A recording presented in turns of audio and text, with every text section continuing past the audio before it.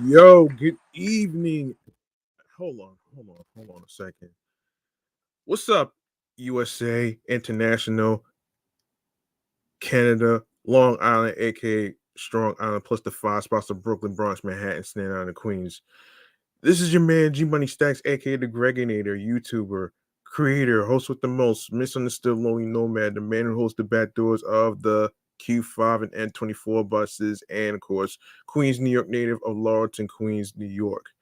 And yes, you are now rocking, tuning in, listening, streaming, and watching the 332nd episode of Off the Meat Rat Chainz New York Avenue podcast, the comedy space for wild, crazy, fun topics and entertainment news, music news, you just name it. And I do apologize for the beginning of the intro. It's not evening right now where I'm at right now.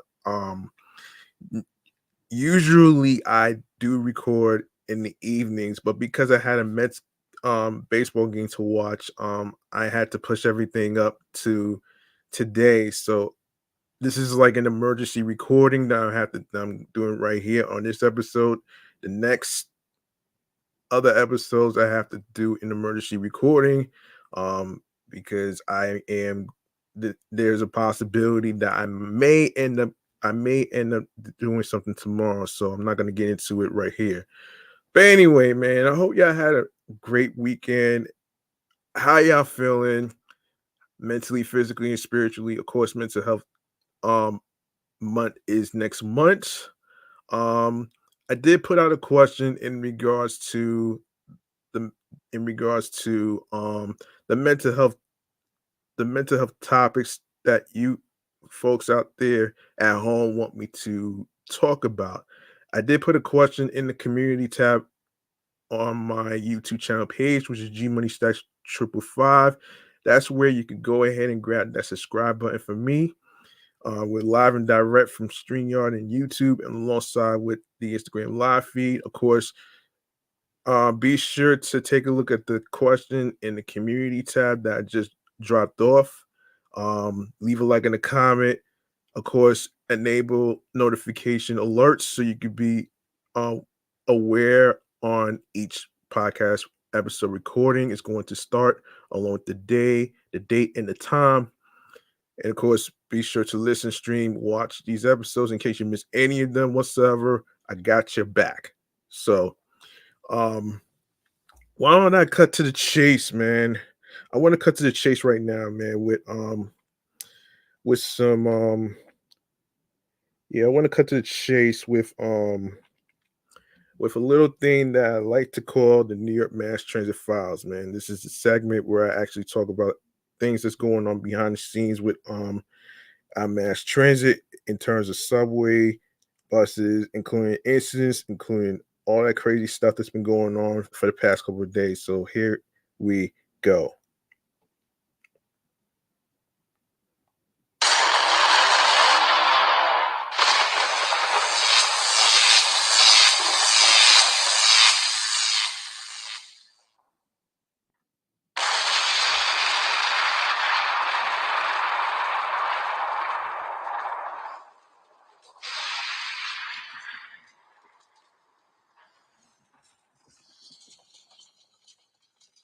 All right, let's cut to the chase to what's going on here, man. We got an incident. Hold on a second.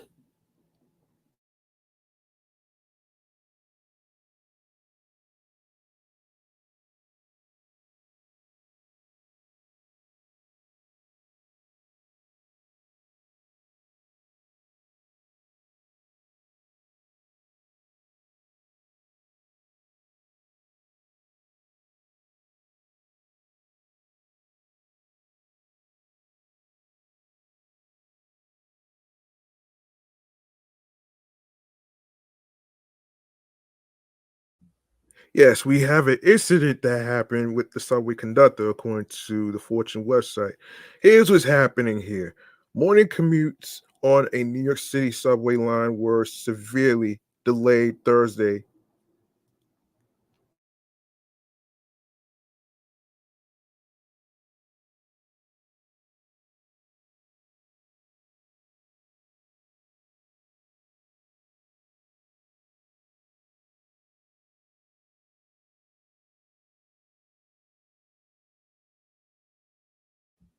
Yes, Thursday after a train conductor was slashed in the neck, with transit officials blaming union members for disrupting service as they demanded safer working conditions. The attack on the conductor happened around 3:40 a.m. in the morning as a southbound A train was pulling into a station in Brooklyn's Bedford Stuyvesant neighborhood. Transportation Workers Union Local 100 said. The conductor, Alton Scott, was slashed in the neck as he put his head out a window to make sure the track was clear, the union said. He needed 34 stitches to close the deep gash and is now recovering at home. Police said an arrest has not been made. Jeez, man. Are you kidding me?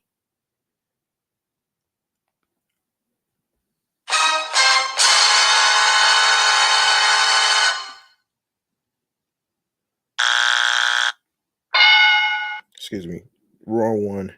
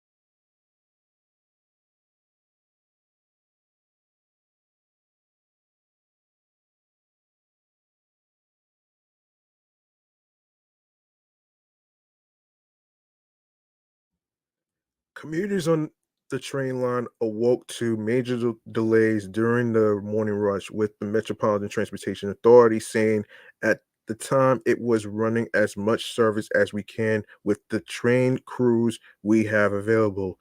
Normal operations resumed on the subway line later Thursday. Union and city officials offering conflicting versions of what caused the delay. A union spokesperson, Alina Ramirez, said workers reported for work as usual Thursday, but remained on standby in the hours after the attack until they received safety assurances from transit management, as is typical following such incidents. She added that at least one transit worker filed a safety complaint after the incident, triggering um, we are triggering officials to conduct an investigation, no, inspection, excuse me, of the station before service could resume. But later Thursday, Richard Davey, president of the New York City Transit for the MCA, told reporters that union leadership decided to put on some kind of work stoppage charade, which impacted a couple of hundred thousand New Yorkers commuters today on the A and the C. Look, we have evidence by the way our employees wanted to move the trains. We have evidence that union officials were standing in the doors, preventing the trains from moving, Davy said. Asked about Davies' comments, Ramirez wrote in a text message, with the assailant remaining at large in the transit system, the union initiated a contract provision known as the Safety Dispute Resolution Process, which was negotiated by TWU Local 100 as part of our 2002 contract. It mandates a process to be followed in the event of an imminent safety hazard. Once that is invoked, work is held in abeyance pending a response from management. Train service resumed immediately following discussions with management. Earlier Thursday, she stressed that the union did not authorize any official work stoppage or slow down. New York State has a law in place that blocks public employees from striking. Davey said the agency's lawyers were reviewing the incident. Both sides agreed more needs to be done to keep workers safe. We're facing heinous crimes and brutal assaults. Enough is enough, said Richard Davis, the union's president. The NTA has been experimenting with installing physical barriers such as orange rubber poles at some subway stops to deter attacks on subway conductors, excuse me. Okay, next we have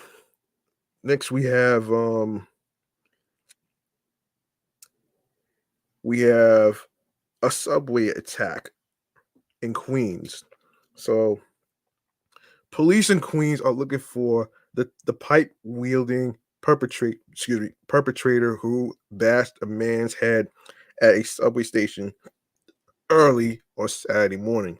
The NYPD released images of the suspect behind the bloody assault that occurred at about 12:54 a.m. in the morning on February 17th inside the Queens Plaza subway station on the E, M, and R lines in Long Island City, Queens.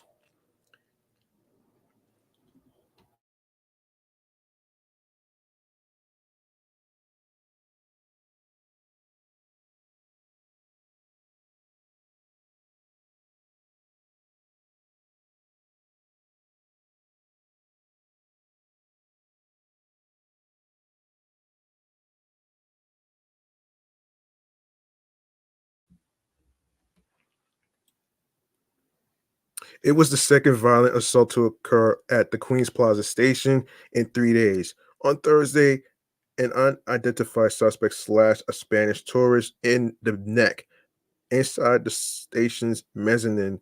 The victim was hospitalized in stable condition. Jeez, man. This is why a lot of people don't feel safe taking the subway sometimes because of incidents like this.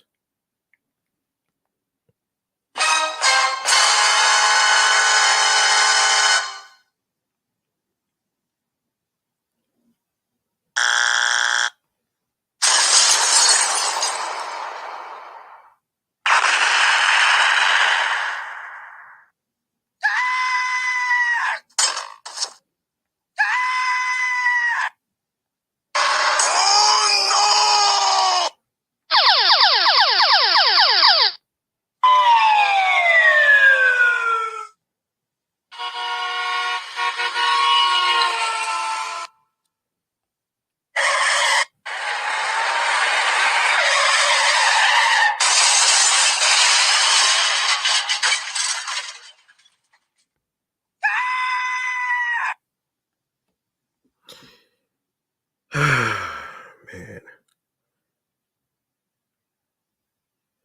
Okay. As for Saturday's attack, law enforcement sources said the assailant approached the victim, a 31-year-old man, near the turnstiles, and the two men quickly became engaged in a verbal dispute. Police sources said the reason for the argument was not yet known. Seconds later, police reported the perpetrator pulled out a metal pipe and went on the attack. He repeatedly struck the victim's head multiple times with the pipe, then ran away on foot to parts unknown. The incident was reported to the 108th Precinct and NYPD Transit District 20. EMS rushed the wounded man who suffered numerous head lacerations to New York Presbyterian Weill Cornell Medical Center, where he was listed in stable condition. Police described the assailant as a man with a dark complexion, a beard, and a medium build, believed to be uh, between 40 and 50 years of age, and standing about 5 feet 9 inches tall. He was last seen wearing a skull cap, a gray hooded jacket, dark gray jeans, and tan work boots. Of course, obviously, anyone with information regarding his whereabouts can call Crime Stoppers at um 800 tips. Um for Spanish, you can dial 888-57-PISTA. You can also submit tips online at crimestoppers.nypdonline.org or on X, formerly known as Twitter, at NYPD Tips. All calls and messages are kept confidential. Subway crimes increased in January, the NYPD reported, but the surge was um, largely attributed to property crimes such as robbery and grand larceny, which accounted for 72.6% of the more than 200 criminal incidents reported in the system between January 1st to the 28th. Um, there were, however, 50 felony assaults during the period, up from 40 recorded at the same point in 2023. Um, let's see. Now, let me see this. Let me see this last transit stuff. Um,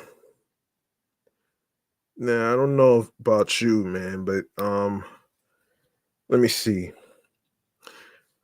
All right, pedestrian deaths have been cut nearly in half in the decade since the New York City adopted Vision Zero. According to a new analysis from the city's Department of Transportation, the city saw 101 pedestrian deaths in 2023, still a grim total, but 45% lower than the 184 deaths seen in 2013, the year before Vision Zero was adopted by the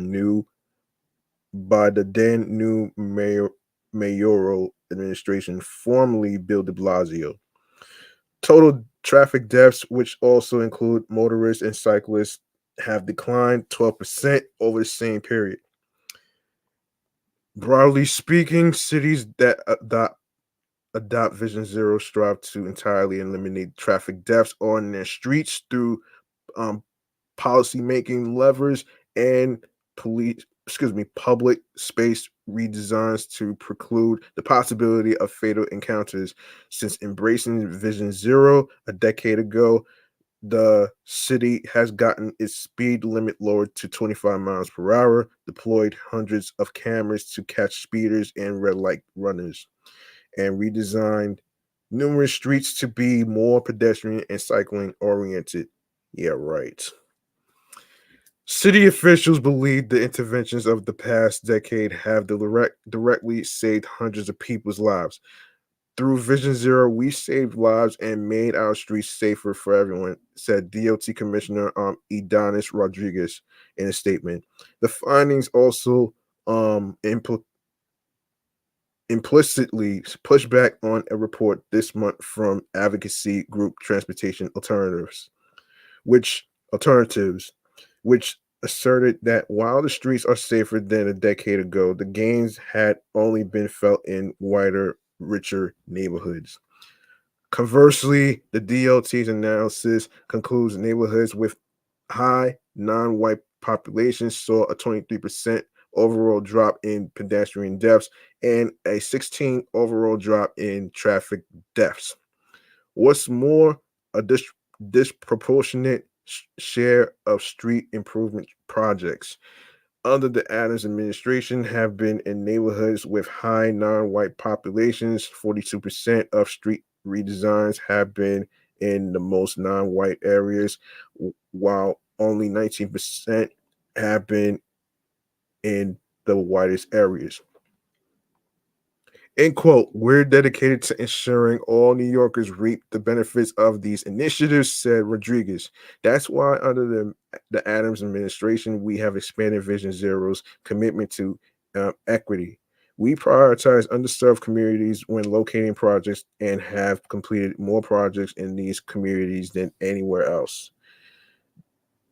Um,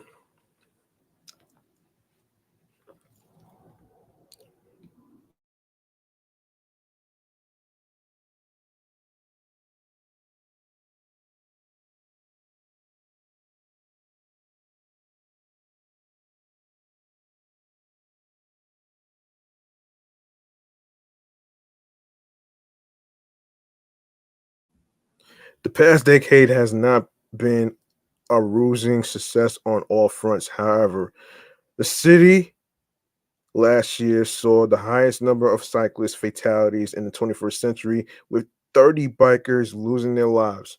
That's more than double the 12 cyclists killed in 2013, though there are many more cyclists on the road overall as its popularity in the five boroughs exploded over the same time frame.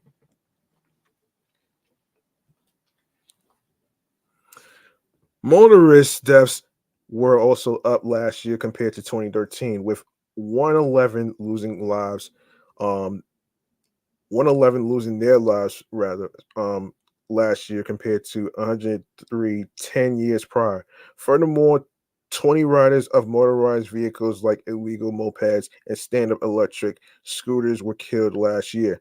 Those modes were not measured back in 2013 before the large-scale proliferation of delivery by electric micromobility. Some cities that have adopted Vision Zero have been more successful in reducing traffic deaths.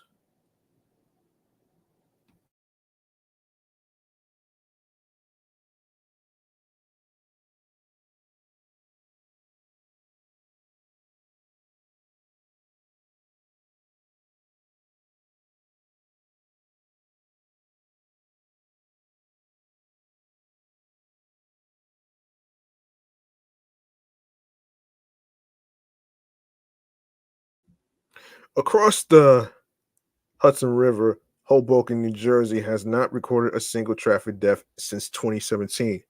Back in the five boroughs, 52,809 people were injured in crashes in 2023, which is down from the 55,540 injured in 2013, but only by 5%. Total injuries have trended erratically in the decade of Vision Zero and have crept upward since a large decline in slamdemic defined 2020, though DOT notes that serious injuries in particular have trended downward by more than 20% since 2019. Yeah, I don't know if I buy this, but I don't know if I buy this though. The reason I don't buy this is because look at all the incidents that's going on right now, man, in the subway stations and stuff with all these slashings, all these subway pushings and all that other stuff. Where was Vision Zero then? You know what I mean? Um, that to me has to actually not just be addressed, man, but to be taken care of. Um, that's pretty much what I want to say right there, man. This is just too crazy for me, man, to be. All right.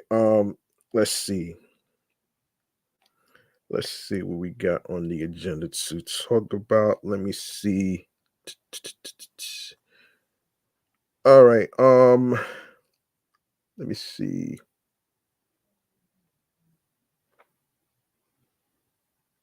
Okay. Usually ladies is first, right? And what I mean by that has to do with tweens. Tweens putting on makeup, which is one of the discussions that we need to talk about here in the segment that I like to call chatting all the jazz. And I'm gonna tell you some.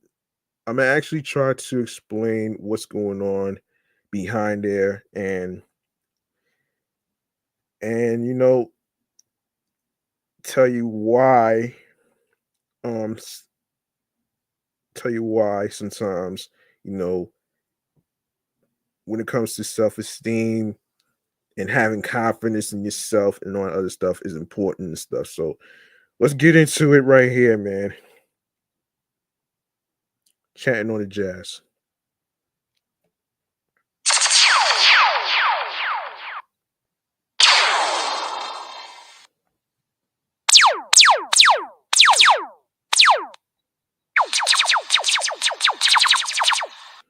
All right, let's talk about the tweens for a second, man. Um, let's talk about the tweens, man, for a second. And this is from the Atlantic. Okay. Um, so during my time in Seal, arguably the beauty capital of the world, I witnessed grade schoolers get many patties, saw 6 year olds with hair highlights, and was asked by a fellow parent whether my toddler had eyelash extensions. Obviously, no. These events took place years ago, and the fluency that kids had with cosmetic practices mystified me then. But since returning stateside with three daughters, I've begun to think of those experiences as premonitions. In recent months, Get Ready With Me video featuring middle school age influencers putting sheet masks, lip oils, and moisturizers on their face have been racking up millions of views on TikTok. The app is also rife with stories of Gen Alpha girls cleaning out testers at Sephora. This phenomenon isn't just a neck a neck hold on a second. Anecdotal. Anecdotal. In 2023, a survey by the investment bank Piper Sandler found that teen shoppers spent, I repeat, teen shoppers spent 19% more on skincare and 33% more on cosmetics than in the year prior. The early initiation into beauty capitalism has been confusing to many observers. How young is too young for multi step skincare routines? And what, if anything, are parents supposed to do about this development? The fundamental challenge is that, as I have written, digital feeds and filters are dictating real world beauty standards. Technology has not only made beauty culture almost inescapable, it has changed what people of all ages expect of their looks.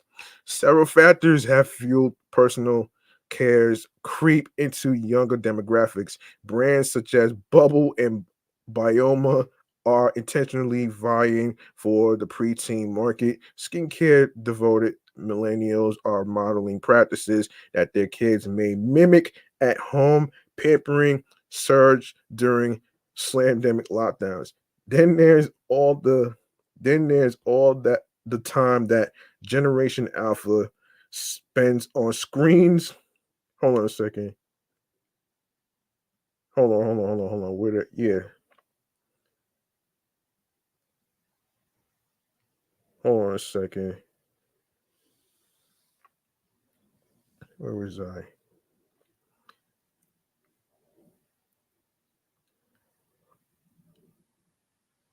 Yeah.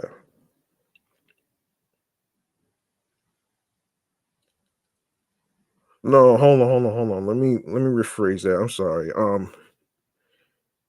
Yeah, brands such as Bubble and Bioma are intentionally vying for the preteens market. Skincare devoted millennials are modeling practices that their kids are mimic that kids may mimic, excuse me, at home, pampering surge during slandemic lockdowns. Then there's all the time that Generation Alpha spends on screens. Yes, that's where I left off. And social media, many might learn what products are trending from the TikTok internet personalities they trust. They trust people such as 10-year-old Northwest. Oh boy. 14-year-old Harper Zilmer and 18-year-old Katie Fang. They want to cosplay influencers. Kelly Um, at Turton, a co-founder of the tween beauty brand, um, Ri- Riley told me, since the beauty industry's beginnings, which coincided with the early days of photography, beauty ideals have spread through mass market visuals, magazines, film, ads, advertisements. Millennials like me who spent many weekends in the 90s milling about the mall were hardly spared from being marketed personal care products such as Bath and Body Works, sun ripened raspberry gift sets. Anyone? But what was considered cool might still have taken months to trickle down from major cities into smaller communities, perhaps through extended relatives or older kids.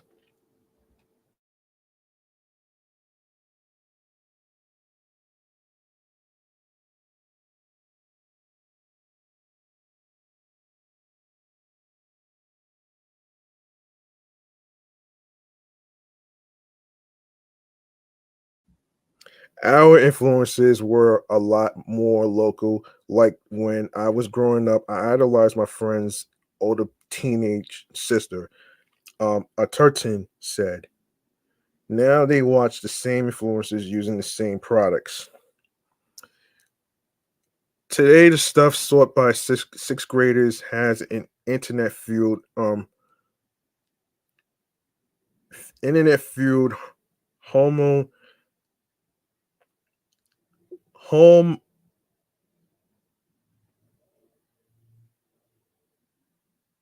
homogeneity homogeneity um yeah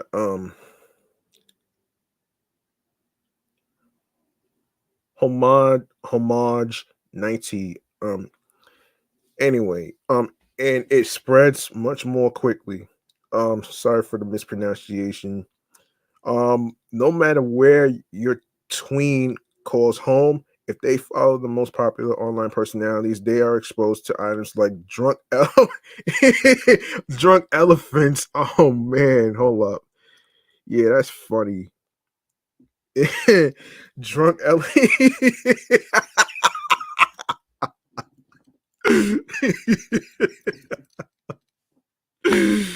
Oh man, drunk elephants. Wow, that's funny. That's the funniest shit. Anyway, drunk elephants moisturizer, glow recipes, watermelon dew drop serum, and summer Fridays lip butter bombs. Added to that is the risk that the TikTok algorithm will show my children beauty content intended for an older audience. My generation ingested YM and 17 magazines, but at least the products inside them were age specific. Um, yeah, so the Sephora tweens make clear that even though the concept of body acceptance has gained traction culturally, there has not been a blanket rejection of beauty norms for young people. Teens today still worry about their weight, and they have the added burden of worrying earlier about wrinkles. Products glorifying youth are pushed to actual youth, spoiled child. A brand, a brand that targets Gen Z sold its anti-aging line with the slogan "Getting old is getting old." They are at the very best their skin is going to be.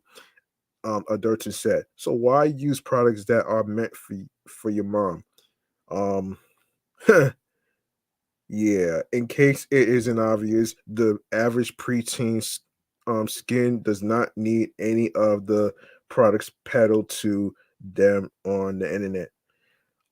One dermatologist told me he was worried about the growing numbers of young patients coming in with product related reactions or wanting to fix perceived flaws. It becomes a vicious cycle. Seth um, Matarazzo, based on in San Francisco said. He doesn't expect these trends to reverse either. The battle is on the home front. Have those conversations with your kids. Those conversations require um, balancing the paradoxes of beauty culture. Beauty practices are at times empowering, creative, and vessels for self realization. But TikTok can uh, um, obfuscate the flip side that trying to optimize one's face can become an emotional crutch, a trigger for escalating insecurities. If it's any consolation to parents, you don't have to reject kids' interest in beauty culture outright because their exposure to it is almost inevitable. Perhaps our job is to provide a wider angle perspective, reminding them that overindulging in vanity can come with more cost than their favorite influencer might let on. Oh boy. Another tween story we gotta get to is let me see. Hang on a second. And this is from Allure. Hang on a second, man. Yeah, so it is 10 a.m. on a drizzly day in Kansas City, Missouri. A tiered stand is being loaded up with lip-shaped macarons dusted with sugar while an oversized ring light no two are being assembled with care. Kansas City's preeminent party vendors are scurrying about a rooftop um lounge that overlooks the city's new Ferris wheel, all in preparation for celebrating the birthday of their hometown hero. No, not Travis Kelsey, Evelyn, um, Unruh age 13. Oh boy. This is the first time her last name has appeared in the press, but to the hundreds of thousands of fans that followed her on TikTok, note the past tense she, like Madonna or Beyonce or Adele, will always just be Evelyn. Hmm. Okay. Yeah.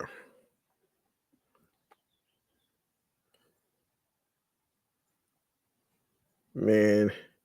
Anyway, the summer before she entered seventh grade, specifically over 4th of July of 4th of July weekend, 2023, Evelyn filmed a video that changed the course of her young life. She had long admired the Get Ready With Me genre, in which beauty influencers film themselves getting ready for the day as they talk um, the audience through the products they are using. But she wanted to put her own spin on it. So she filmed herself applying makeup, but instead of using the time to what say why she's obsessed with a Summer Fridays lip balm, she shared pointed observations about school and friends and life, stream of consciousness style. Then she, um, well, technically her mom posted the minute-long video on TikTok.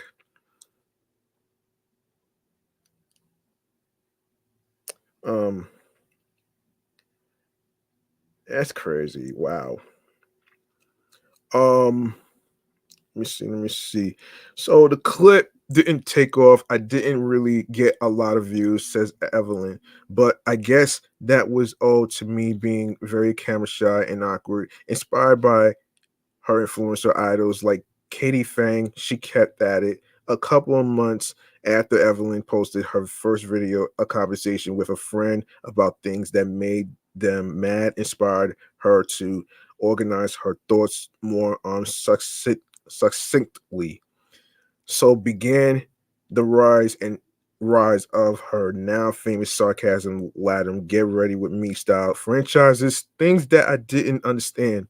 Of course, Tom, who decided there were 24 hours in a day. Things that are literally disgusting. People who barely wash their water bottles. Things that annoy me when a teacher separates your group for being distracting. And things that I hate when TikTok bans me for no reason. Now, yeah, that's crazy. Um, oh yeah, about that last thing. We'll get to that in a minute. Evelyn's videos soon began to pick up speed in a way in the way only TikTok videos can. The formula for her viral virality looked something different, something like this. All right, so brutally honest observations divided by deadpan delivery plus beauty products minus the fluffy commentary that usually goes with them. I felt like I wanted to do a short video that gets to the point and says a lot, says Evelyn, who shows the products she uses on camera, logos up, but doesn't discuss them in detail. Of course, brands like Drunk Oh man. Drunk Drunk Elephant Grow Recipe Super Group and Sei make frequent appearances in her videos. Oh boy. Whether she knows it or not, Evelyn has created a masterclass in product placement, but she's smart. She's smart. It's hard to imagine she doesn't know it. In the beginning of making my videos, I would wake up. Hang on a second. Hang on a second here. Um, Wait a minute here. Yeah, I would wake up and immediately just go to the premiere and make up. She recalls, but to get more engagement, she says she evolved to using skincare in the mornings. It also just built a healthy habit.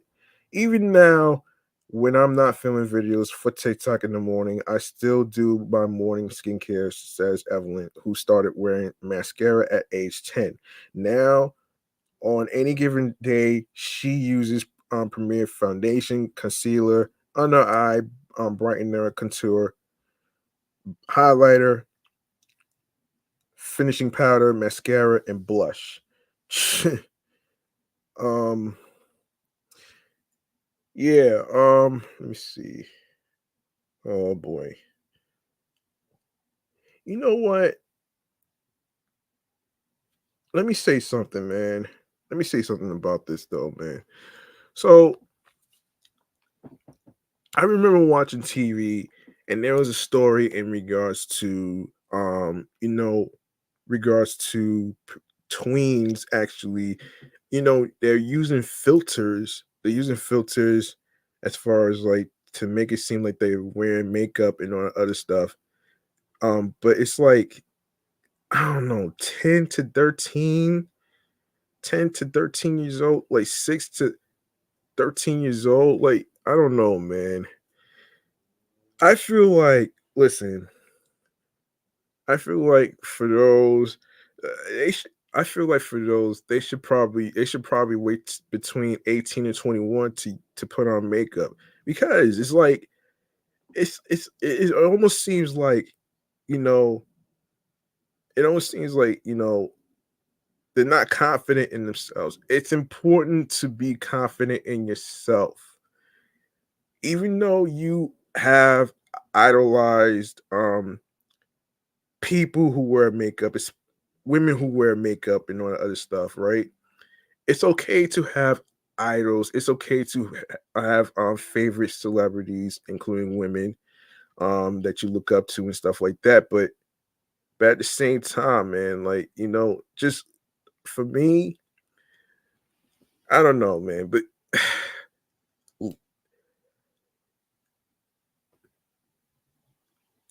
this whole thing with beauty, it's not so much about what's going on the outside. It's what's going on the inside that really matters, though, man. No matter how much makeup, mascara, lip balm, and all the other stuff you put on and stuff like that, but does that equate to, what's going on the inside or how you feeling?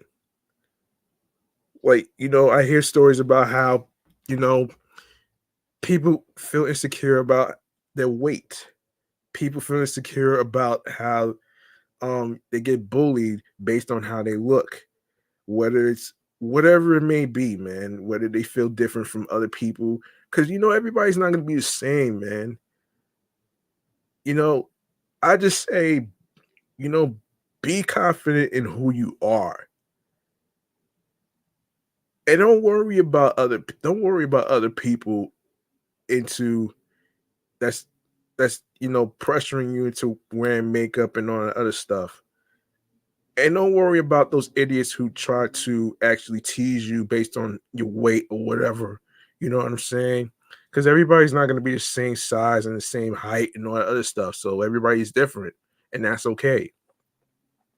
So just be confident in who you are.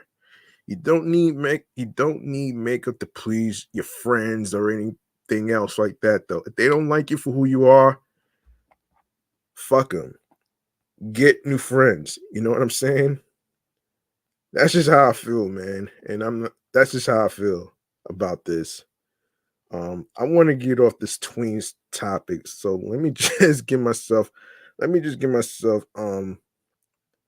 yeah, I'm gonna just give myself a round of applause, man, for actually saying confidence is important. Being true to who you are is important. Doesn't matter how much makeup you wear. Doesn't matter how much makeup you wear, man. If they don't like you for who you are, get new friends. You know what I'm saying?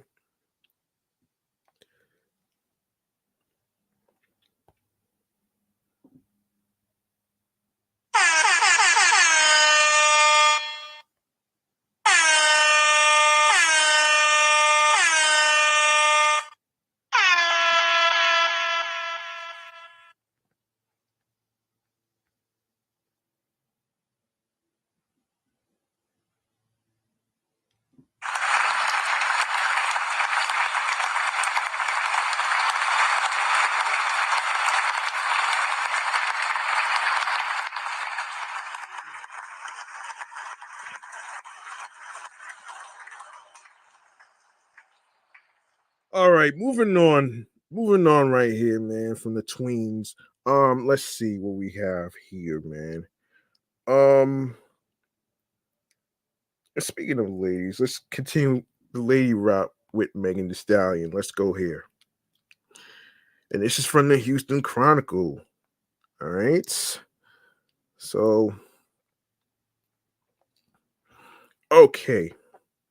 Houston rapper Megan Thee Stallion keeps making her mark not only in music but also in fitness after announcing her first apparel and Nike by You footwear collection Thursday, the hot girl coach's birthday. What do you get when you combine a hottie and Nike? A collaboration called Hot Girl Systems.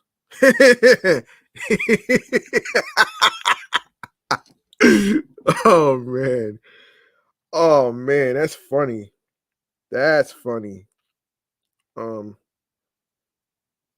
I don't want this.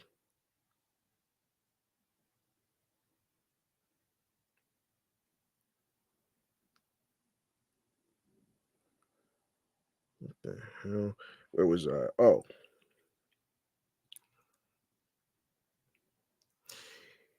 yes.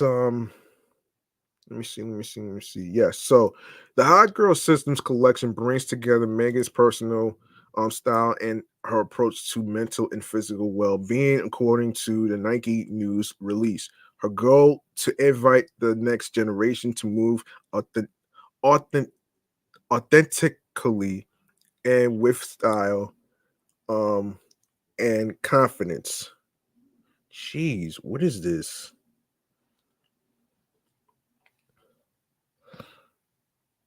Um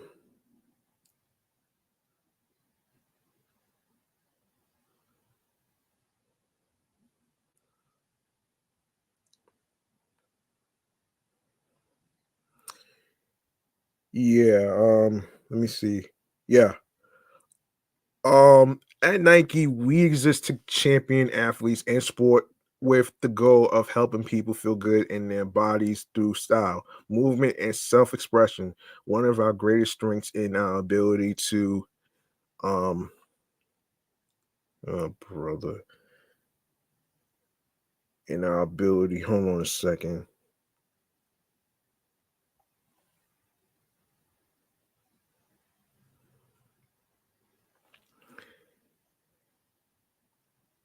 Um, in our ability. Hold on a second.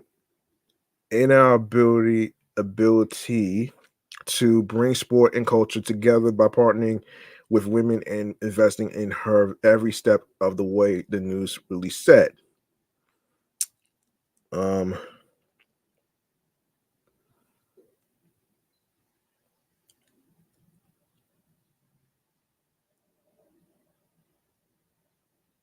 hang on a second.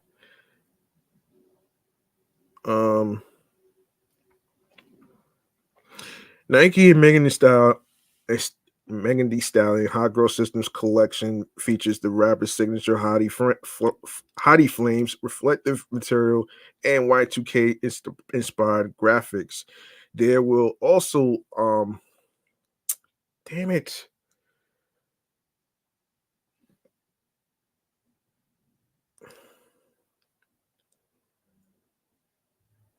Okay, there will also be Nike Pro shorts, Nike sports bras, a bodysuit, a onesie, a bomber jacket with removable straps and sleeves, and crop tees. The collection also includes MBY Air Max 97. Oh my, hang on one second. MBY Air Max 97 by the Megan Thee Stallion, which will allow anyone to customize and co-create a pair of the sneakers. Um, hold on a second. Let me. I'm about to go to a different website than this because this is crazy with this. Let me see. I'm gonna go to a different website. Let me go to a different website though, man.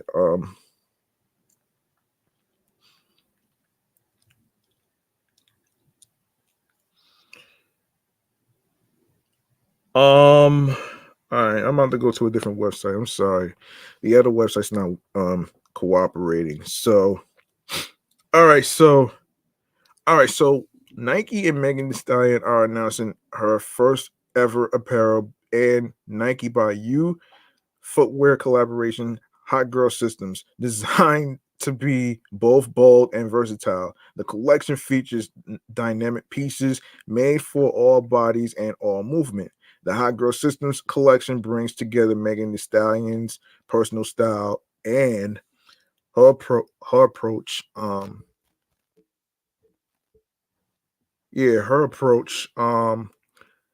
to mental and physical well-being. As an entertainer, cultural icon, and hottie coach for Nike Training Club, um, she's inviting the next generation to move authentically with style and confidence. The apparel collection features Megan Thee Stallion's signature Hottie Flames reflective material and Y2K inspired graphics. It includes vibrant Nike Pro shorts, sports bras, a bodysuit, a onesie, a bomber jacket with removable straps and sleeves, and essential crop tees with sizes ranging from um um what is it extra small to 4X. The M the MBY Air Max 97 by Megan Thee Stallion lets hotties customize and create a pair of the iconic Air Max 97 with details and finishes hand selected by Megan Thee Stallion. Of course, obviously, it began already in March. Hotties can join Megan Thee Stallion for two new workouts: Hottie Hottie lower body and um Hottie core on the NTC app. Yes, you can download the app onto your iPhones and your Google Play stores, wherever you get your apps.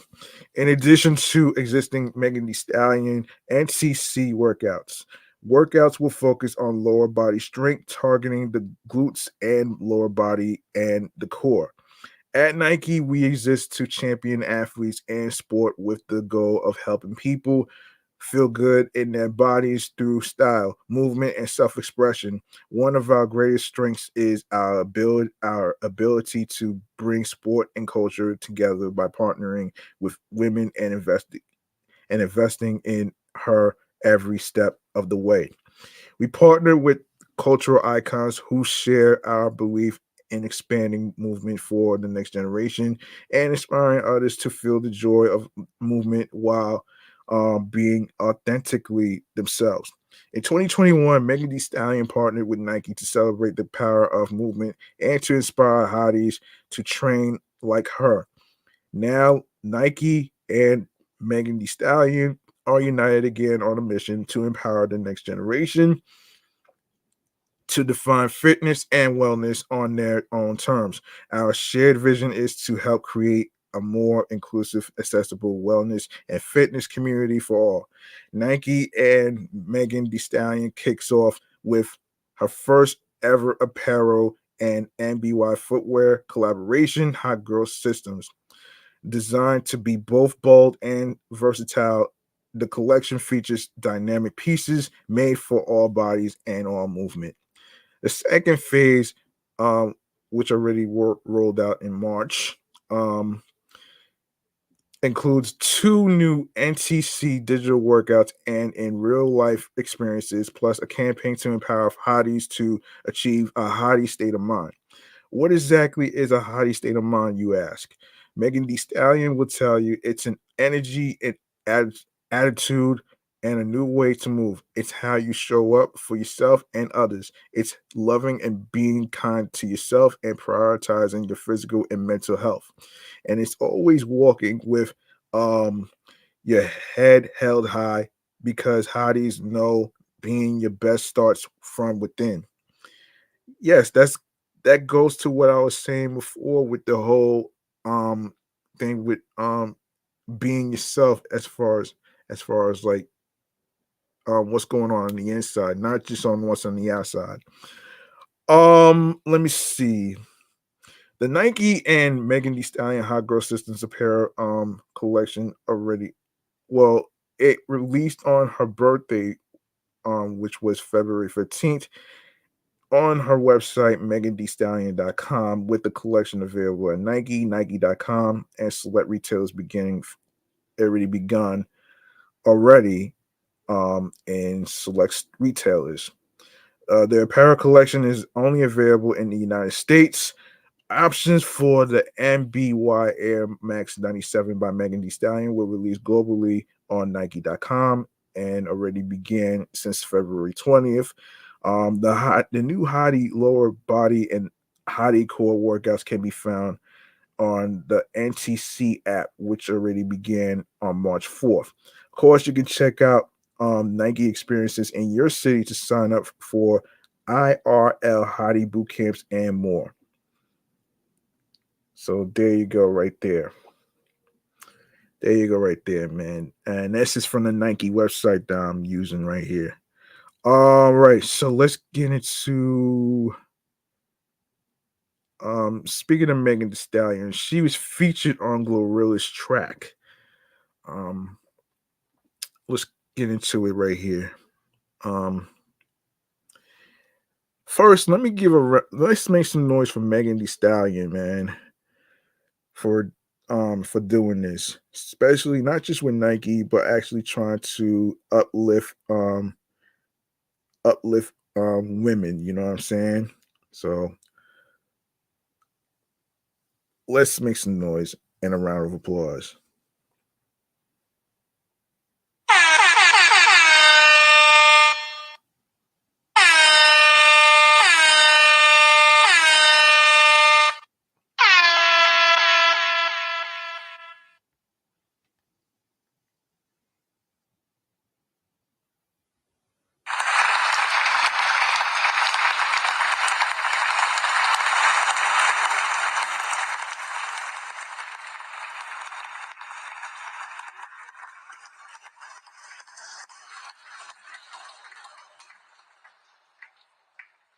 All right, Glorilla.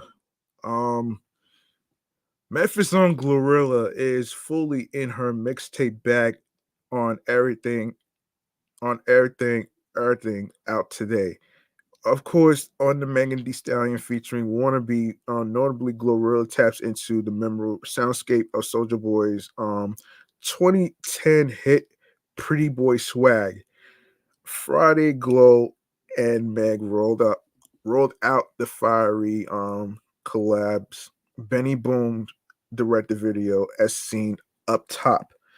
Um Glow's new 12-track project also sees her enlisting Moneybag Yo, Boston Richie, Finesse two times, and Cavill Muni. The 24-year-old mentions both Cardi B and Nicki Minaj in the Cavill Muni featuring Ite, which sees her imagining a few free existing for women in rap like so. I just pray one day the bad bitches will come together because Cardi and Nicki on a track would break some fucking records. Yeah. To celebrate the project's release, Glorilla is heading the Rough Trade and Looney Tunes record shops in New York City for some signing event action. Um, in May, Glorilla will be out on the road with Meg for the recently announced Hot Girl Summer Tour. The 31 city outing launches in Minneapolis on May 14th before touching down in Chicago, Philly, Atlanta, aka Hotlanta, Glow's hometown of Memphis, and more. Okay, so here's the list. Here's the list, man. All right, so May 14th, Minneapolis, Minnesota, Chicago, Illinois, May 17th, May 18th, Detroit, Michigan, May 21st, New York City, May 22nd, Philadelphia, Pennsylvania, um, May 24th, Napa, California, um, May 26th, Boston, Massachusetts, May 28th, Baltimore, Maryland, May 30th, Memphis, Tennessee, um, June 1st, Atlanta, Georgia, June 4th, Raleigh, North Carolina, June 6th, Hollywood, Florida, June 8th, Tampa, Florida, June 10th, New Orleans, Louisiana, June 11th, Dallas, Texas, um, June 13th, Austin, Texas. All right, all these places I should have mentioned, which is the Target Center, United Center, Little Caesars Arena, Madison Square Garden, Wells Fargo Center, Bottle Rock, Napa Valley, Boston Calling, CFG Bank Arena, FedEx Forum, State Farm Arena, PNC Arena, Seminole Hard Rock Hotel and Casino, Amalie Arena, Smoothie King Center, American Airlines Center, Moody Center. June 14th, Houston, Texas at the Toyota Center. June 16th, Manchester, Tennessee. Hold on a second. Bernard, um, Benaru Music and Arts Festival. June 17th, Denver, Colorado, Ball Arena. June 19th, Phoenix, Arizona, Footprint Center. June 21st, Los Angeles, California, Crypto.com Arena, which is a dumb name. June 22nd, Las Vegas, Nevada, MGM Grand Garden Arena. Um, June, no, hold on. The 4th of July, Glasgow, UK, United Kingdom. All VO Hydro. Um, July 5th, Manchester, United Kingdom. Co-op Live. Um, July 7th, Paris, France, Zenith. Um, July 10th, Amsterdam, what is it, NL? Um, And now Ziggo Dome, um, July 11th, Cologne DE, Laxness Arena, Ziggo Dome, Zenith, um, Laxness Arena, July 14th, um, Dublin IE, um, Jarena, July 16th, Birmingham, UK, Utilita Arena, July 17th, London, United Kingdom, the O2, and lastly, July 27th, Washington, D.C. Of course, be sure you go ahead. Hang on a second. Be sure to actually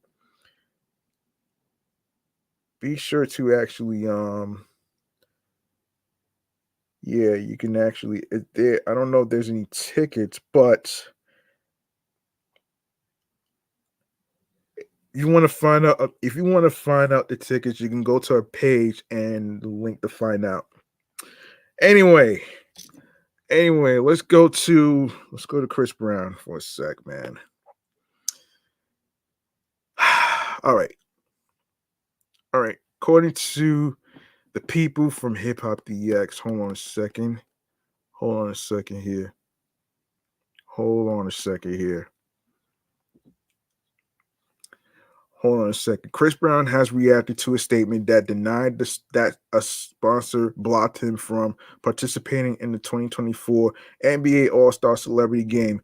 Ruffles shared a statement on social media on Saturday, February 17th, noting that they had no decision in who participated in the game.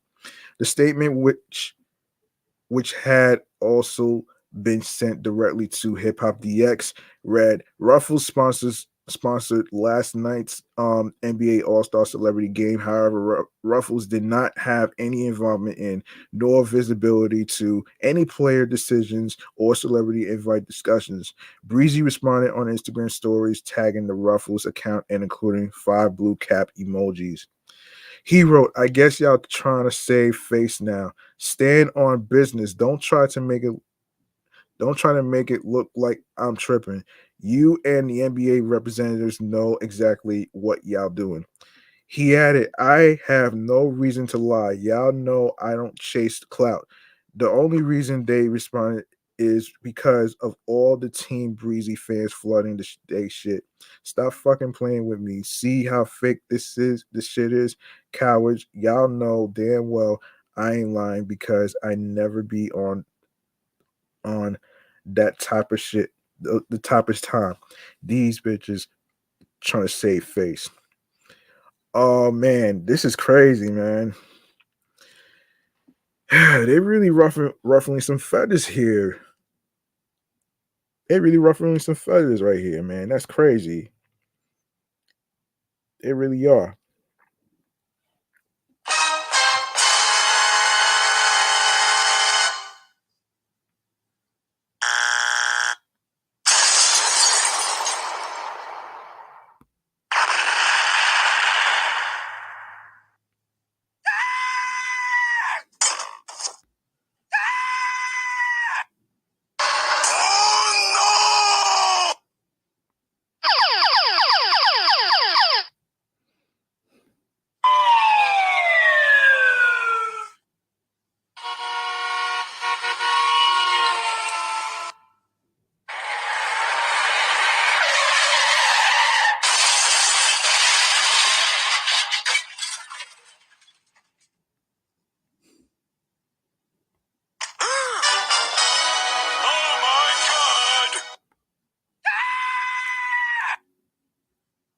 All right.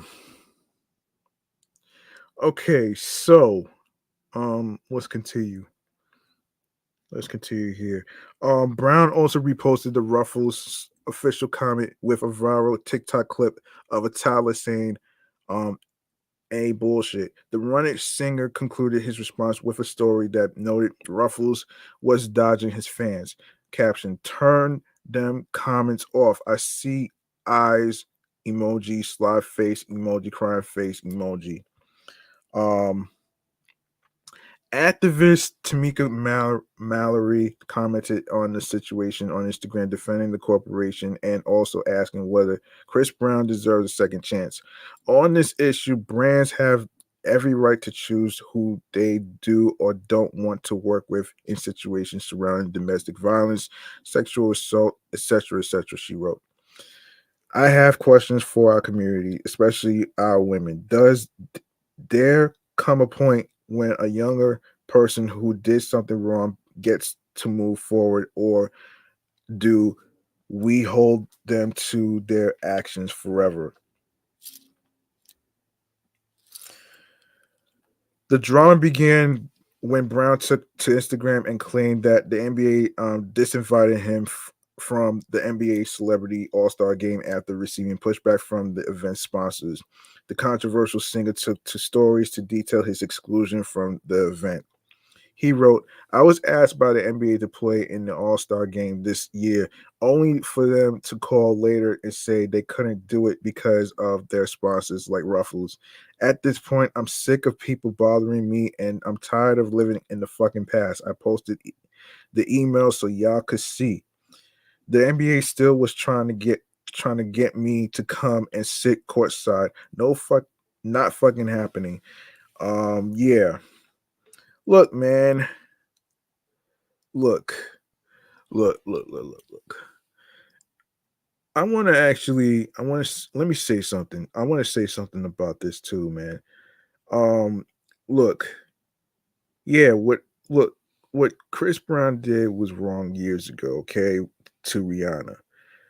But Rihanna forgave him already. And look,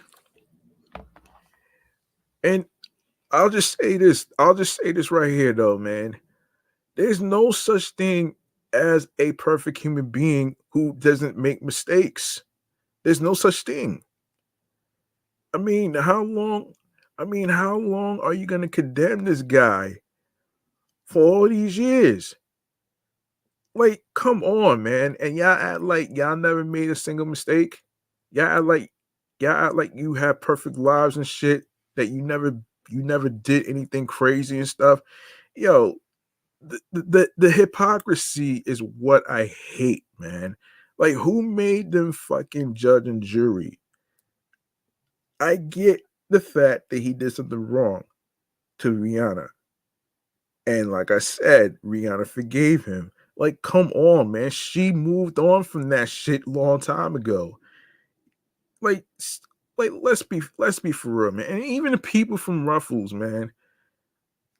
Even the people from Ruffles, man. Y'all gotta stop this shit, man. Like, seriously, y'all act as if that y'all never made mistakes in your life. I'm pretty sure y'all had some controversial shit that went down too, man. And to me, the level of hypocrisy is just not cool, man. That's just not it. That's just not it. And and look, man, look, if Chris Brown could actually move on from the mistakes he did, then there's no need to actually keep fucking bringing up his past mistakes. What's done is done. And you can't you can't really go back to the past and try to fix it. What's done is done. So for Chris Brown to actually defend himself to Ruffles and all these idiotic sponsors who act like they're perfect and all that other stuff, man, this is kind of crazy and this is kind of cold what they're doing to this guy, man. Like, come on, man. Like, you act like you never did anything wrong in your life. Ruffles, like cut it out, man. Seriously. Like, cut it out. This is crazy, man. Um anyway, man, let's I am going to actually um but you know what though, man? Look, Chris Brown's not canceled, okay? He's not canceled. So he's not canceled. So stop this bullshit of cancel culture, okay? Stop it.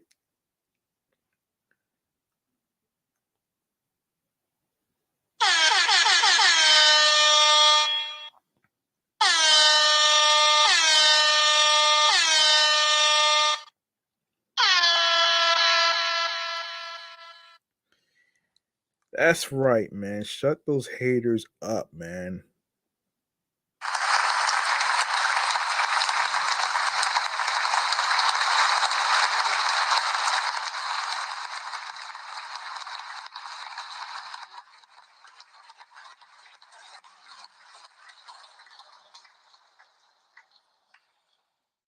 All right. Up next. Up next, let's get into another topic. Let's see what else. Wait a minute. Let me make sure I cover the bases. Let me see. Let me see. Um, let me see.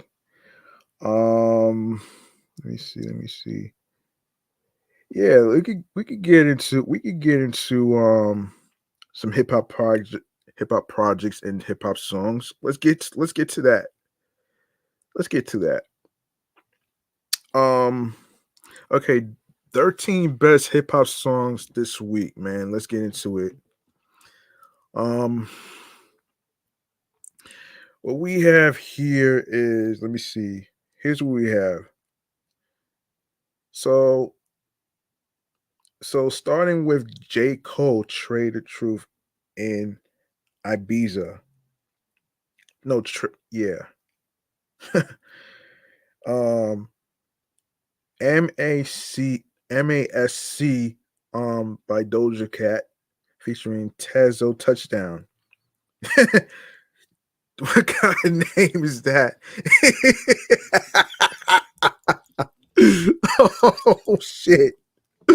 Oh shit. Anyway, so Glorilla featuring Megan Thee Stallion, Wannabe. Quavo featuring Destroy Lonely. Potato Loaded. Bless. Lil Wayne and Wheezy featuring Young Thug. Madonna and Rihanna. Hold on. Madonna and Rihanna, Rich um Amiri. Um Birthday by 41. Little Mabu. Hold on. Underdog song. Little Mabu featuring Little Baby. We got Child by Bryson Tiller. Um You Are Mine, Vori. Exactly by Tisha Korean. Jump, Ruben Vincent featuring Malaya. Hit Diff, Concrete Boys, Camel, and Caribou. All right. So these are the songs of the week. Yeah, these are the songs of the week and stuff. Yeah, these are the songs of the week. Let's get into the albums. Hold on.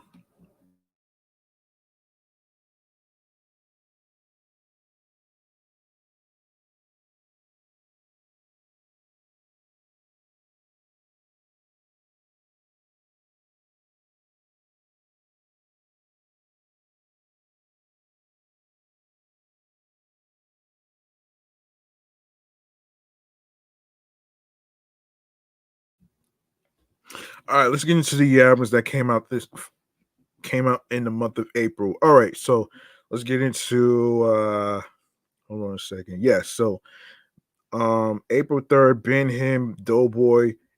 April 4th, Young Genius, Lil Mabu, Bryson Tiller self-titled album.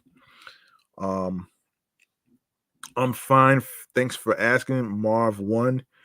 Earthing, Glorilla. It's Us, Volume 1, Concrete Boys. Might delete later, J. Cole. Um, General Mission, Ruben Vincent. April 12th, We Still Don't Trust You, Future and Metro Boomin.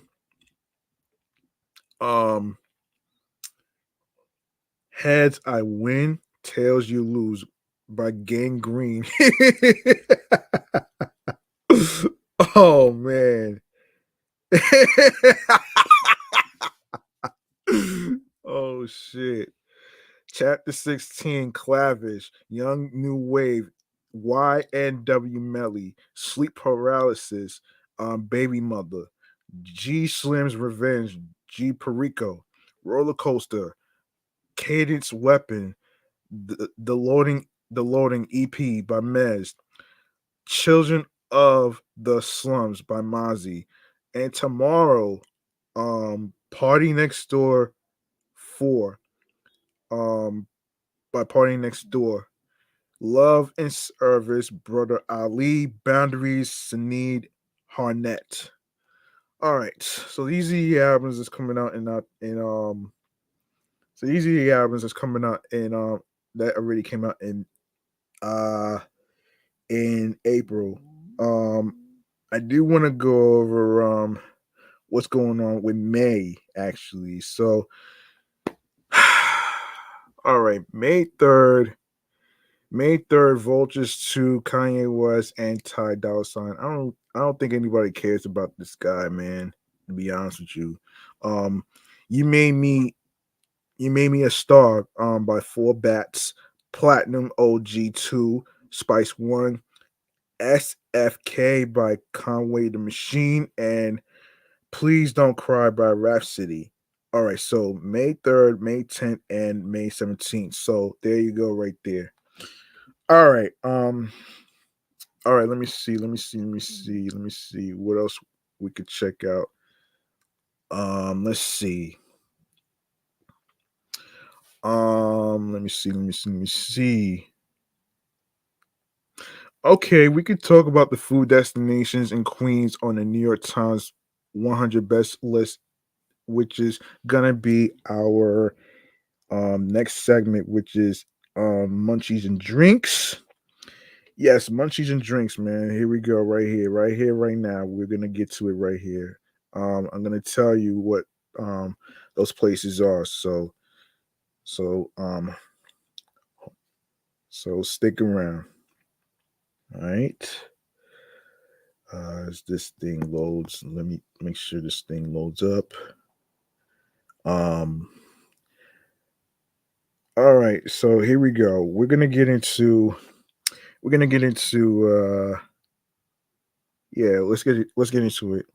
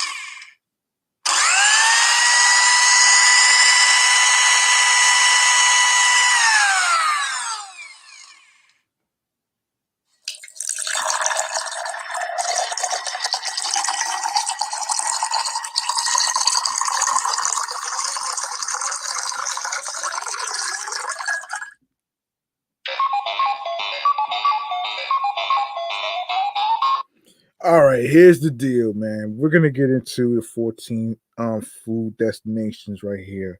Um, all right, so let's get into it. And this is from the people from QandS.com. All right, so let's get into it right here. So, over a dozen Queens dining destinations made an appearance on this year's New York Times list, recognizing the best restaurants across the city. While the majority of the restaurants are located in Manhattan, 14 of the 100 lauded establishments are spread across Queens. But what is most notable about the world's boroughs' presence on the list is the recognition of street vendors and food markets, not necessarily restaurants that the other boroughs don't have. Um, the list was compiled by restaurant critic Pete Wells. Um, yeah, Pete Wells. Pete Wells. Hold on a second. Hang on. Yes, Pete Wells, who has been writing about food for the outlet since 2012. According to his bio, he makes an emphasis on highlighting establishments that may not have the funds to self promote, Last year's inaugural list, Corona Plaza vendors ranked 46 for a vast variety of Latin American street food that rivaled pricey restaurants with impossible to snag reservations. But after the street vendors were forced out from the plaza by the city's administration last summer, a fraction of them were able to resettle at another spot beneath the 7 train. This year, vendors on Junction Boulevard was recognized as a top food destination. Wells recommends stopping at Tacos El Borrego and Chalupa's uh, Poblanas El um El T LT Lucio for traditional Mexican and Ecuadorian bites. Also in Corona, Queens Night Market, which attracts 20,000 visitors every Saturday from from April to October, is another unconventional food destination on the list. Despite the market dropping down in ranked by 14 points this year. It remains incredibly popular for a variety of international standards, reflecting the diversity of the borough. Now, in its ninth season, the market is the most affordable stop on the list with everything $6 or less. Wow, $6 or less. Hmm, that's not bad. That's not bad at all.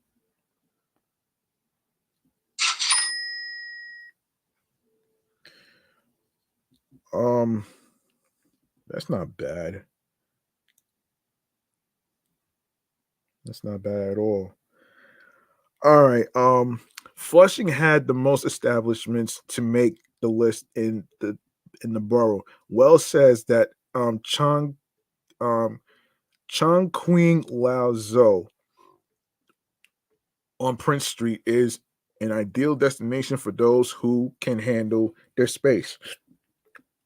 No, excuse me, handle their spice. Sheesh.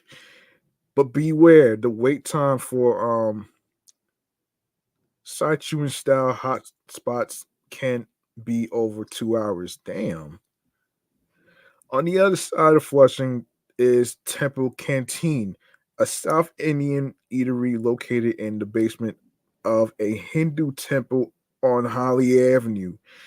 An impressive variety of doses are served on paper plates and trays, cafeteria style, and everything on the menu is under $10.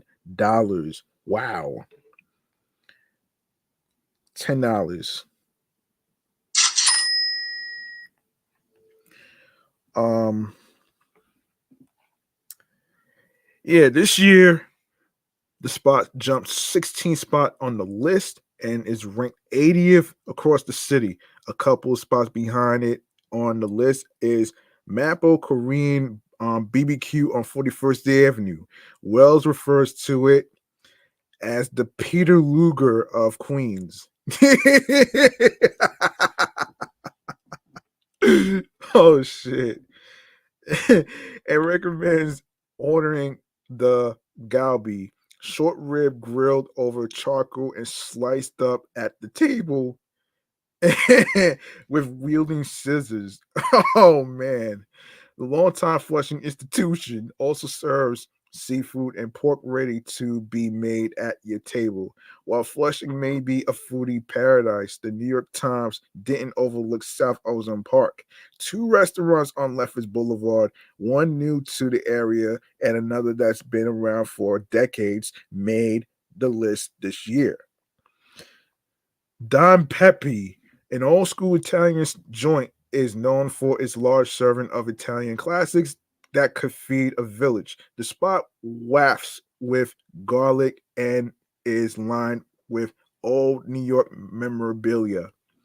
Just a mile away is the highest ranking Queens establishment on the list, the Roti Shop, which offers a variety of Trinidadian cuisine. The takeout only spot is a newcomer on the list, but Wells recommends ordering the greatest fish sandwich in the five boroughs along with chicken curry doubles and aloo pies.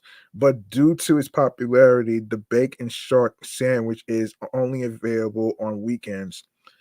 Several of spots that appeared on last year's inaugural list have since expanded with more locations in other boroughs.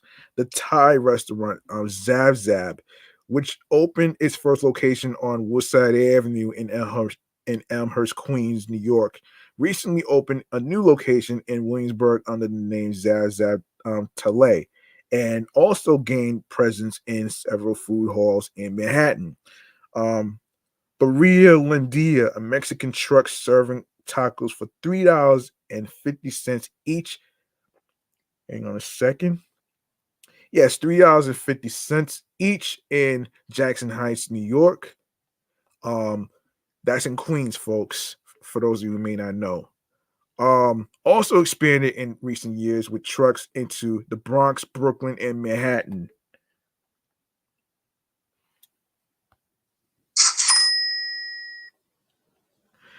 Um, While the spot did drop 52 points on the list after ranking 18th in the city last year, Wells says that the quality of the burrito tacos and consume to dip them in hasn't changed. Some queen spots went up in ranking from last year. Abu Kir Seafood Abu Kir Seafood, an Egyptian restaurant on Steinway Street in Astoria, Queens, um, jumped up 6 spots. The ambience of the eatery evokes seafood stalls in Alexandria. Um, Wells recommends ordering anything on the menu with eggplant, especially the baba ganu. But he says you can't go wrong with any of the fresh seafood spread out to view on ice and prepared in your choice. Close by in Long Island City, Queens, um the Cube Swab Bistro and Wells also remained on the list this year, but dropped 33 spots.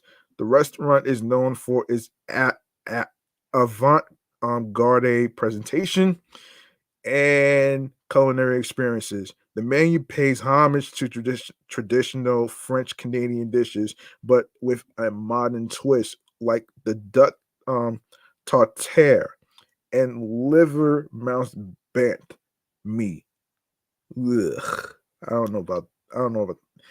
Not eating no liver, man. I'm not eating that shit. The list also featured two Latin American spots recognized for their raw seafood offerings. Ugh. Morisco's El Submarino on Roosevelt Avenue in Jackson Heights, Queens, New York, was referred to by Wells as a shining contribution to the city with a menu of memorable Mexican raw seafood. He recommends um the agua chiles, which are similar to ceviche, but spend significantly less time cooking in the citric juices. On Jamaica Avenue in Richmond Hill, Kalita 111 also serves notable raw seafood like tiger's milk ceviche. Damn. For those of you who may not know what tiger's milk, you should look it up for yourselves, man, so you could get a better idea on on what it looks like. Oh man. The Peruvian restaurant also has traditional dishes like casas, mashed potatoes with various ingredients layered in. Of course, last on the list in the long time eatery is um Zum Stam Tish on Myrtle Avenue in Glendale, which is in Queens, by the way. Um The restaurant has been serving house-made wurst cooked in the restaurant's own smokehouse since 1972. This year, it moved up a couple spots on the list. Two Queens restaurants featured last year didn't make the cut this year. Papa Paperline, a Thai restaurant in Elmhurst, Queens, and Ada Indian Canteen in Long Island City, Queens. If you want to check out those restaurants, um, as far as the food menu, you more than welcome to actually check it out. You can also go to qns.com if you want to check out those restaurants and other restaurants that's included, um as far as like eat and drink. You can also check that out as well. So that's qns.com. All right. Let's see. Let's see.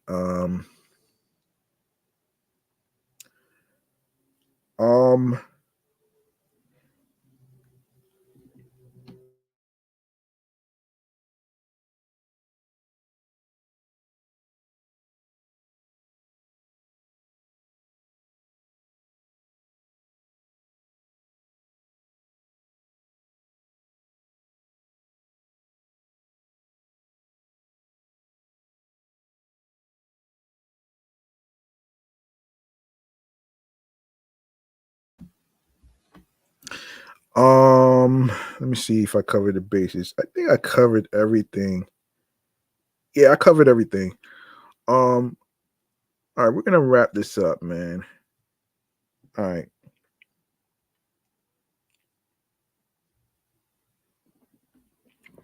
We're gonna wrap this up right here, man. All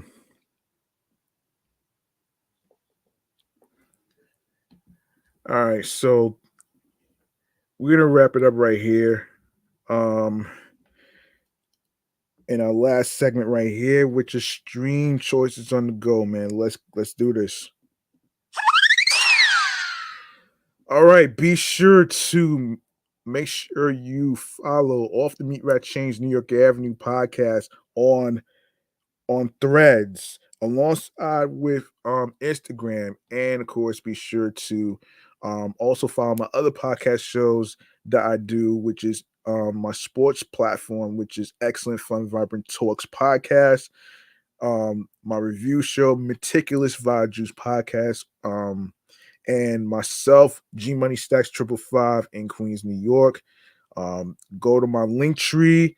You can download these apps to your iPhones, Android tablets, um, iPhones, Android phones, Android tablets, iPads, Android tablets, alongside with laptops, which is Apple and Dell laptops.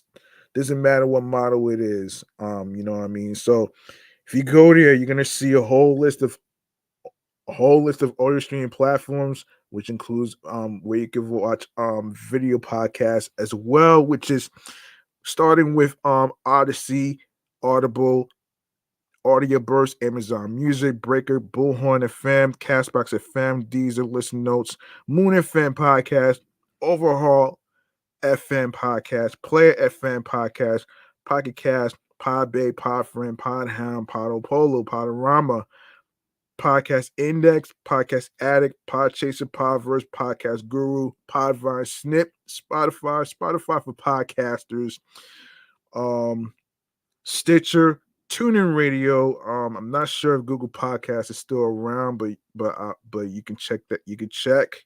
Um, Radio Public, iHeartRadio, the number one app where you can listen to music, radio, and podcasts. You don't need a credit card or debit card to download iHeartRadio or any of the apps that I just mentioned. All you need to do is go ahead and subscribe to every streaming platform that I just mentioned, and of course, do the same with YouTube.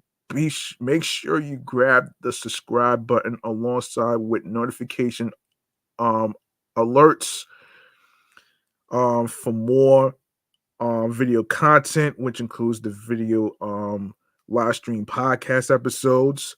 Um, in case you're wondering, you can find it in the yeah, you can find it in the live section where I record live streams. And of course, I also have a playlist where all the Off the Meat Rat Chainz New York Avenue podcast episodes is listed. So you can't miss that.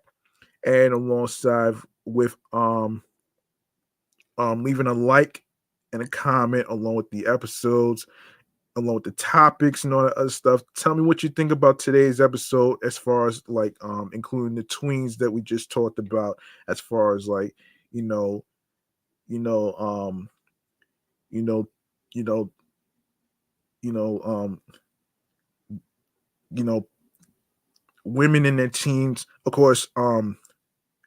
And how do you feel about 6-year-olds to 13-year-olds that's using makeup and using filters on TikTok to actually to look a certain way or whatever based on looks? Do you feel like do you feel like do you feel like looks is overrated when it comes to beauty? And do you think confidence is important as far as like, what's on the inside, not just on what's on the outside? So I'll just leave that to you folks at home to actually answer, all right? And along with the other topics that we just talked about and all that stuff right there, man. So you just go ahead and chime in the comment section in terms of what you think about the topics in today's episode. Of course, you can listen, stream, watch the episodes on streaming platforms that I just mentioned, and also add the podcast to your playlist. And of course, be sure to add notification alerts for new episodes that's going to be dropping, all that great stuff right there. And of course, um, you can share the episodes, share the videos, you can download, you can tell a friend to another friend. Spread the word. Word of mouth is important. And of course, be sure to share my Linktree link that says Linktree / G Money Stacks 555, alongside with my podcast right here, with your husbands, your wives, your boyfriends, girlfriends, the people you are cool with from work and everywhere else. Um, whether you are at work, in college, classes, work, wherever you are, whatsoever.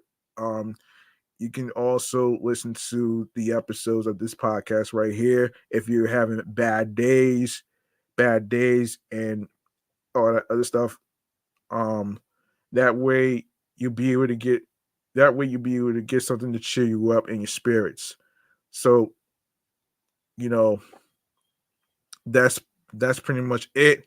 I'm your man G Money Stacks, aka the Gregonator. Thank you very much for listening and rocking with me on the 332nd episode right here. I can't believe I'm going this far, man. And remember, the grind doesn't stop. Hard work pays off. If you have a dream, go for it. Don't let anybody stop you. Don't let anybody stop you. Just take a risk. Find something that clicks to you, that makes sense. Follow your heart. That makes you smile creatively, mentally, physically, and spiritually, that gets you into your zone alongside with tunnel vision, all right? And also remember, laughter heals all wounds. No matter what you're going through, whether you had a bad day at work, whether you had bad days with crazy family members, whether it's your parents, whatever, you know what I'm saying? You also have this podcast to actually cheer you up. Laughter is the best medicine, you know what I'm saying? And let me also say that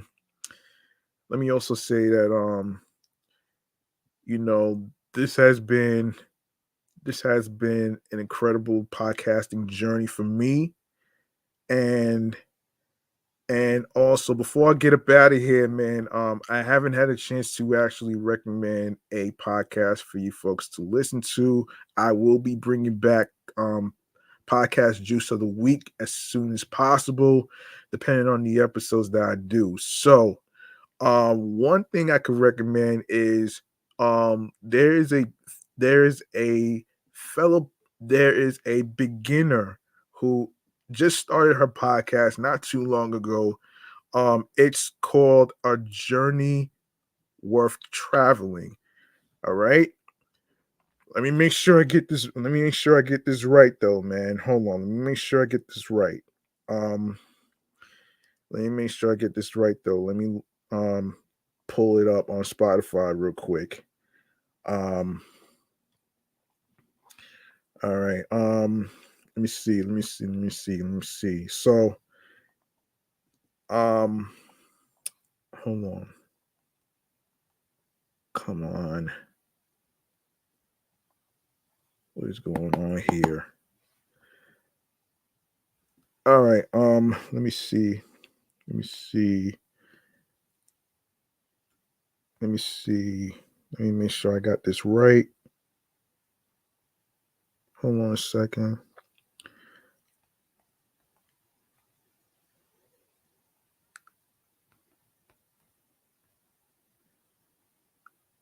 Hold on. Hold on. Hold on. Yes. Yes. So the name of the show that her name is Catherine. Um, and her podcast is on Spotify and of course other streaming platforms, including YouTube. Be sure to subscribe to her show called A Journey Worth Traveling. I started listening to it. I started listening to 2 episodes already. It's pretty decent. It's pretty cool. And I'm actually looking forward to actually listening to more of new episodes of Catherine's podcast. So be sure to subscribe to her YouTube channel over there. Um, all that great stuff. Um, she just breaks down you know, her journey and adventures and all that great stuff right there. So you can actually check that out on YouTube, Spotify, and wherever you get your podcasts. All right. Shout outs to Catherine, the podcaster who actually you can also follow that podcast on Instagram. It's the same name as the one on YouTube and Spotify, right? Be sure to follow that. And I'll see y'all next time on the flip side. Stay liquid, be careful out there, all that great stuff right there. I will be back with another episode. And of course, be sure to turn your notifications for new episodes and everything else in between so you don't miss a beat. Um and be sure to be right here in this space right here, this New York Avenue space right here of a podcast show right here. I'll be back with more episodes and everything else in between. I appreciate every single one of y'all for listening, streaming, rocking with me, and watching me on YouTube, of course, with over 330 episodes already. 333, 334, 335. I will get to them when I get a chance. So, peace and one love. I hope y'all enjoy the rest of your I hope you enjoy the rest of your day and the rest of your nights. So good night, everybody.